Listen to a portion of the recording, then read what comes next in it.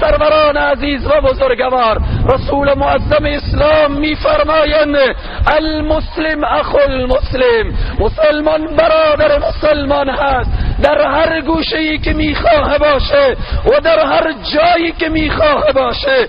بنابراین برای مسلمان مسائل جغرافیایی مطرح نیست، برای من و تو این مطرح نیه که مسلمان کجاییه، مسلمان به کجا زندگی میکنه. امروز مظلومیت برادران من و تو در سوریه، آن حکام استبدادی و حکام استکباری و طاغوت‌های وقت و زمان که رئیس جمهور سوریه بشار اسد ظالم بیش از 2000 مسلمان را در طی این روزها شهید کرده.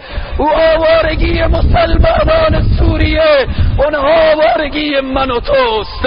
او شهید شدنها و مجروح شدنها و غم و اندویی که در مقابل برادران سوریه من و تو رخ داده، او غم پنهان اسلام مسائل جغرافیایی را نمیبینه، مسائل دین. المسلم اخو المسلم، مسلمان برادر مسلمان هست.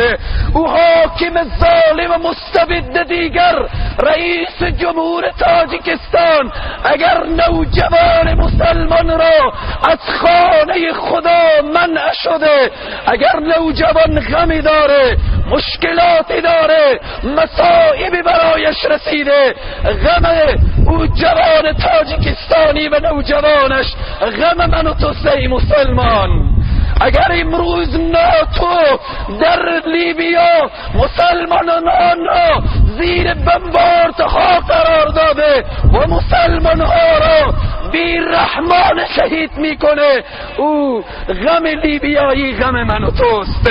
همچنین مسئله یمن، مسائل کشورهای دیگر در هر گوشه از دنیا وقتی برای مسلمان غمی میرسد، او غم من و توست. المسلم اخو المسلم، مسلمان برادر مسلمان هست.